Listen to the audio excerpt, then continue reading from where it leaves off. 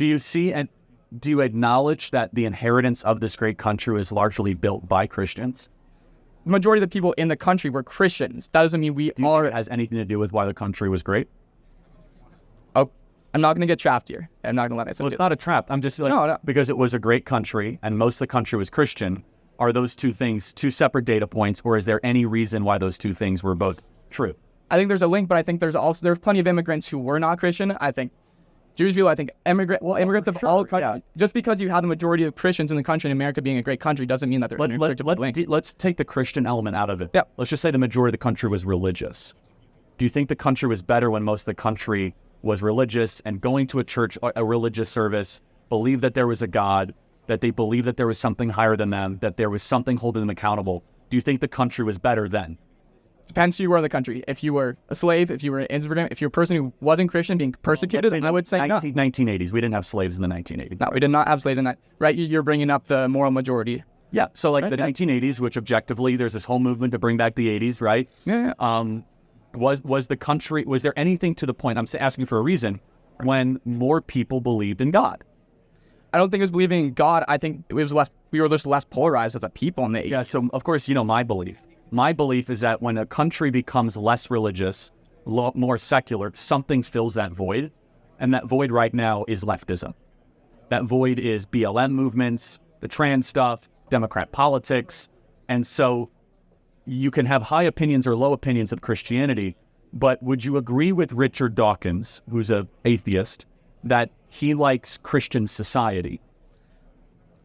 Yeah, I think it depends what Christian society. I think a modern-day Western Christian society, I don't necessarily have a problem with. I think sects of Christianity, certainly KKK, certainly FODS, I have problems with. Yeah, I don't think they're going to find any KKK here, so... Yeah. But those are the people. I'm saying fair enough. That our Christians are voting for Trump. Our Christians are not voting for Kamala Harris. You're coming after this from a great perspective. I don't think you're going to believe me, but I hope I plant a seed.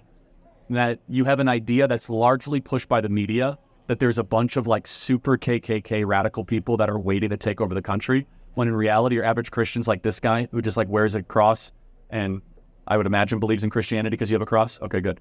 Not everyone does. And it's just like you know what I mean? Just like a pious person that believes there's a creator and we are not him, and wants to go to church service and is doing their best and falls short. You know, but what I'm getting at is the mechanisms of a religious society is good for everybody.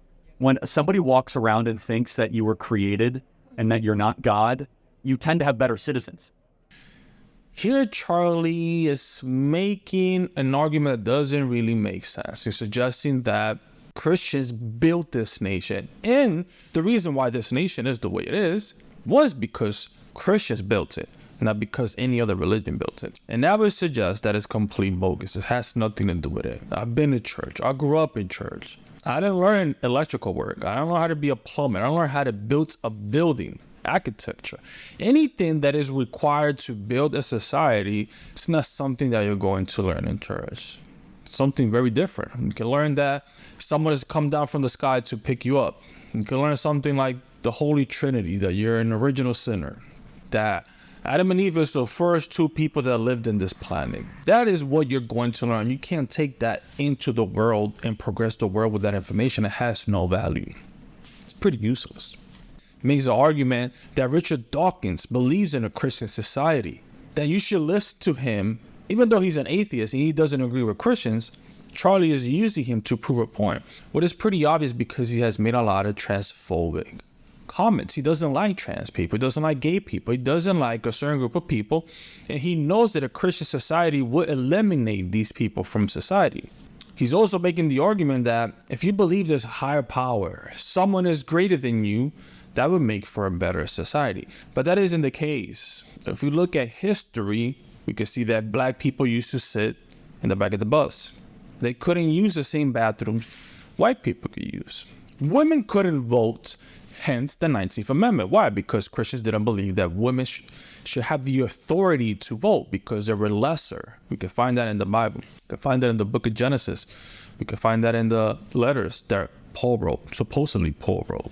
And even to this day, we still have white Christian nationalists that believe that gay people shouldn't join the military. They shouldn't be allowed to join the military. They shouldn't be allowed to get married in church. because only certain people in society should have access to the military, should have access to the church, should have access to being married. Some other group of people are not allowed to. So when we have a nation that is predominantly Christian, we start to strip people away from their rights. We start taking away everyone's right, and we only give rights to a specific group of people because it's either you're with me or you're against me. That is the Christian mindset. If we allow that mindset to evolve, to grow in this nation, then we're about to go back to having another civil war. So no, we do need a balance. A more secular nation is more inclusive nation. That's why gay people can now actually join the military. That's why you can't rape your wife anymore. Prior to 1970s, you could rape your wife. It wasn't rape. And then 90% of the nation was Christian. If you call the cops, if a female will call a cop and say, hey, my husband raped me, they would just laugh at her because there was no such thing as your husband raping you. You were his property. What can you do? The only thing he will get arrested for was assault, for punching you in the face because you wouldn't stay still.